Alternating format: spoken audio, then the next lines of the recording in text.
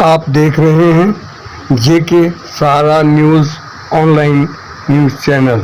आदाब, नमस्कार। मैं हूं डीज जेके और आप देख रहे हैं हमारा ऑनलाइन यूट्यूब चैनल।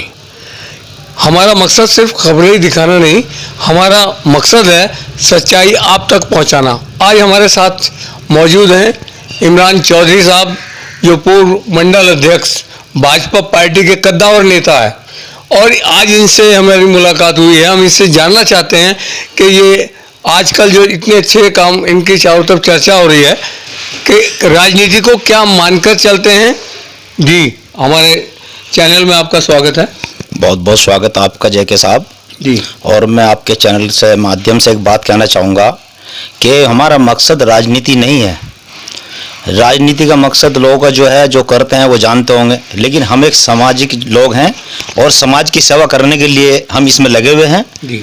जैसे कि हमारे भारतीय जनता पार्टी के जितने भी कार्यकर्ता हमारे लोग हैं, सब हम चाहते हैं कि समाज को हमारे से बहुत अच्छी तरीके से फ़ायदे पहुँचें, और जो उनकी सेवा है हम उनकी सेवा में लगे रहें। हमेशा हमारा यही एक निर्णय रहता है हमेशा कि कोई भी किसी को परेशानी हो, कोई दिक्कत हो किस तरह की, हम उनकी शिकायत सुनते हैं और उनके काम आते हैं। देखिए कि बहुत ही बेहतरीन बात की कि हम उनके शिकायत सुनते हैं, उनके काम आते हैं।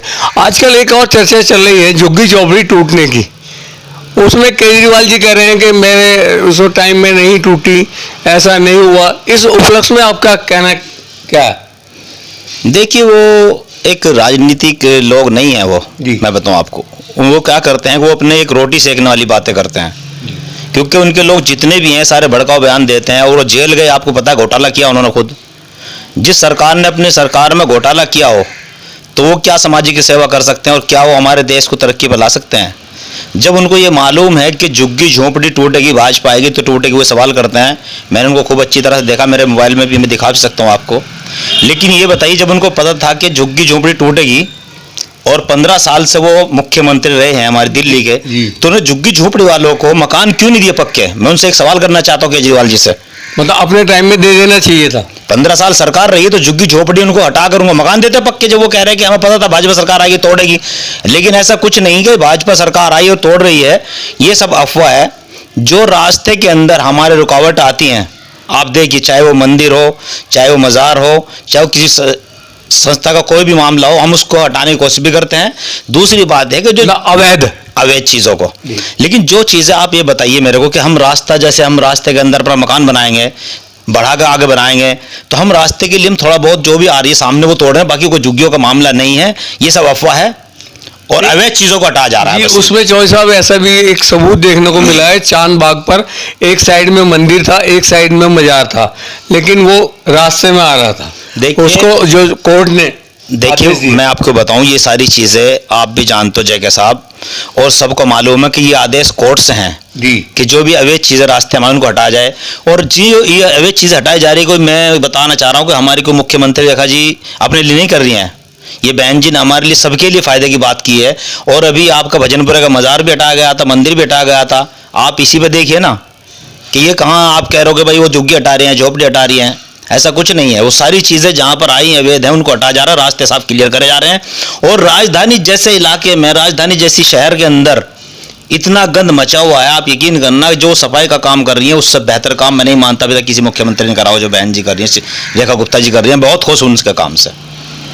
अब देशवासियों से क्या अनुरोध करना चाहेंगे? तरह तरह की भ्रांतियाँ फैली हुई हैं। देखिए, मैं आपको एक बात बताऊंगा, देश हमारा बहुत आगे जा चुका है। जब लोग कहते हैं कि जी महंगाई होगी भाजपा के राज में, और भाजपा आई तो ये हो गया जी, वो हो गया जी, ऐसा कुछ नहीं है। आप ये बताइए मेरे को, अब से पहले 70 साल राज किसने किया है? कांग्रेस ने किया ना? जी जी, कांग्रेस ने 70 साल राज किया ना जी। उससे पहले आप ये बताइए, अब से पहले भाजपा थी, कांग्रेस ज़्यादा टाइम रही है, भाजपा ज़्यादा टाइम रही? कांग्रेस ही रही है। तो 70 साल के अंदर इस कांग्रेस ने हिंदुस्तान के अंदर से जितनी भी झुग्गी झोंपड़ी अवैध चीज़ें क्यों नहीं हटाई आज तक? या केजरीवाल ने क्यों नहीं हटाया आज तक? ये भी फैक्ट है। तो आप बीजेपी को क्यों दोष दे रहे हो? अगर बीजेपी काम करी तो उसको दोष दे रहे हो आप? ये बताइए मेरे को, कौन सी झुग्गी झोंपड़ी हटी मेरे को बताइए आप? जो अवैध जगह है वही तो हट रही है सब जगह से। और एक और भ्रांति उत्तरी पूर्वी दिल्ली में है, बिल्डिंगों को गिराने का काम। देखिए, बिल्डिंग गिराने का काम नहीं है वो, ये बदनाम किया जाता है। हमारे विधायक जी ने, जो अभी एक हादसा हुआ था, बहुत ही शर्मनाक हादसा हुआ था, उसमें हादसे में काफ़ी लोग मारे गए हैं बेचारे।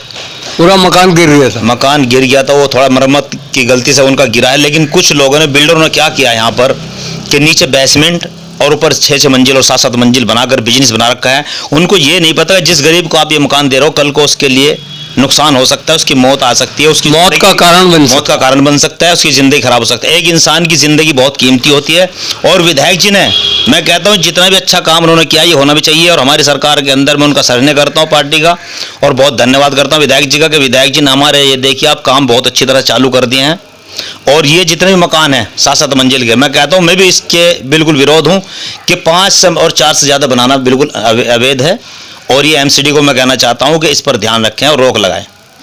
एक और ये भ्रमांति चल रही थी जब मोहन बीस जी का इलेक्शन चल रहा था, उस टाइम पे काफ़ी लोग इस चर्चा में थे कि यहाँ पर जो है आम आदमी पार्टी वही खड़े हैं और ताहिर हुसैन MIM पार्टी से खड़े हुए हैं और कांग्रेस भी खड़ी हुई थी। उस टाइम नहीं लगता था कि मतलब बीजेपी इस इतनी अच्छी जीत कर पाएगी। क्या कारण रहे इसके मामले? देखिए, जनता अच्छी तरह से जानती है कि हमारा कौन काम कर रहा है, कौन नहीं कर रहा है। मोहन सिंह बिष्टी 2008 में रहे, बहुत अच्छा कार्यकाल रहा उनका, यहाँ पर विधायक रहे मुस्तफा से पहले भी वो बहुत अच्छे सज्जन लोग हैं, बहुत ही अच्छे फैसले लेते हैं वो।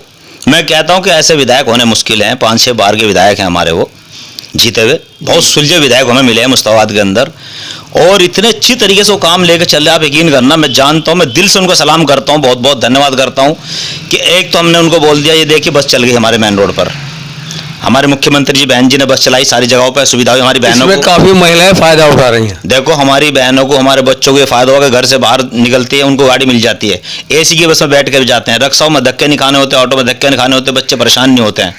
दूसरी चीज़ ये है कि हमारे विधायक जी ने अभी ऐलान किया है कि सारे जितने भी नाली खड़ंजे जो रुके हुए हैं जी, और रास्ते में पानी की सारी अभी लाइन पास की है, शिपयार्ड में पुलिया बनाई है, हाथों हाथ इतने काम उन्होंने करी, अभी आए हुए को 2 महीने भी नहीं हुए हैं जी। आप समझ लें मेरी बात।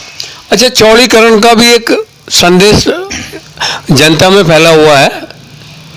देखो भाई साहब, बात ये है, मैं आपको तो जय साहब, अगर हम ये जितने भी रोड अवैध नक्शे से हटकर हम बनाएंगे, जैसे लोगों को हमने बोला कि अभी MCD में जाइए नक्शा बनवाइए, ठीक है, उन्हें पता है कि 15 फुट इधर से छोड़ना है, 15 फुट उधर से छोड़ना है रोड, फिर भी उनको अवैध बनाते हैं। तो आप ये बताइए, जब गवर्नमेंट उसको हमारे लिए रास्तों को अच्छा करेगी, चौड़ा करेगी, आसान करेगी, हमारे लिए मुश्किल हो जाती है बाहर निकलने में, एम्बुलेंस वगैरह आती हैं, हमारी माएँ बहनें जाती हैं, परेशान होती हैं, मौतें हो जाती हैं, आप यकीन करना। तो ये हमारे लिए फायदेमंद है, लोग सोचते नहीं। कुछ लोग होगा जो है ना, इसमें क्या होता है, अपना फायदा सोचते हैं लोग कि हमारा मकान न टूट जाए, वो जान से ज्यादा मकान को समझते हैं। अच्छा, इस मामले को एक जैसे उन्होंने अवैध तरह से जगह घेर रखी है, उनको मुआवजा तो मिलने का संभव नहीं हो? देखिए, जिनके कागज अच्छी तरीके से बिल्कुल सही जगह पे बने हुए हैं, यानी कि पक्की रजिस्ट्री है जिनकी, उनको मुआवजा भी देती है गवर्नमेंट, ऐसी बात नहीं देती नहीं। नोथराइज जगह पे कहाँ से मिल जाएगा उसको, जब तुम अवैध तरीके से बनाओगे तो। देखिए, बहुत ही अच्छी बात हमारे चौधरी साहब ने कही है, जो अनऑथराइज है उनको मुआवजे का कोई मतलब ही नहीं है। अब लास्ट में मैं अपने क्षेत्रवासियों से, अपने हमारे जो कद्दावर नेता हैं, उनसे क्या ये अपील करना चाहेंगे, उसकी थोड़ी सी बताएं आप। देखिए, आम जनता से मैं कहना चाहता हूँ कि अभी एक हादसा हुआ है मुस्तफाबाद के अंदर, आपको मालूम है, D2 गली नंबर 15 जी, नेहरू बिहार जी, एक 9 वर्षीय बच्ची के साथ बलात्कार हुआ, उसको मार दिया गया। यही तो मैं आपको बताना चाह रहा हूँ जय साहब कि उस बच्चे के साथ कितना जबरदस्त खतरनाक हादसा हुआ है कि मैं कहता हूँ कि उन लोगों को, जो इस तरह के लोग हैं, इस तरह की गंदगी मचाई हुई है लोगों ने, तो मैं अपनी भाजपा सरकार और नरेंद्र मोदी जी से एक रिक्वेस्ट करना चाहता हूँ कि ऐसे लोगों को ज़्यादा से ज़्यादा फांसी से भी ज़्यादा बड़ी सजा होनी चाहिए, जो उनके लिए हो सकता है चौराहे पर लाकर उनको लटका कर पब्लिक के बीच में मारा जाए, जनता के बीच में एक सबक हो, जनता को बिल्कुल पता आ जाए, और जनता के बीच में बताया जाए कि ऐसा करने वालों के साथ में ऐसा होता है, ताकि उनको आने वाले आगे कोई भी काम ऐसे गलत ना होए और किसी के बच्चे के साथ ऐसा हादसा ना होए। मैं कहता हूँ सबको सेफ रखा जाए, और सरकार हमारी ज़्यादा से ज़्यादा इस पर ध्यान कर रही है अभी भी, और कार्रवाई चल रही है, और बहुत जल्द वो मुलजिम पकड़े जाएंगे। एक मुलजिम तो पकड़ा गया, वो तो पकड़ेगा, लेकिन और भी जो इसमें शामिल हैं, बताया जा रहा है कि और भी अन्य लोग हरकत में आए हैं, कुछ है, तो उसका भी इंतजाम किया जा रहा है। आप बेफिक्र रहिए, पुलिस बिल्कुल इसमें बहुत अच्छी तरह से काम कर रही है, आपने छोड़ेगी नहीं उनको बिल्कुल भी। बहुत बहुत शुक्रिया चौधरी साहब, हमारे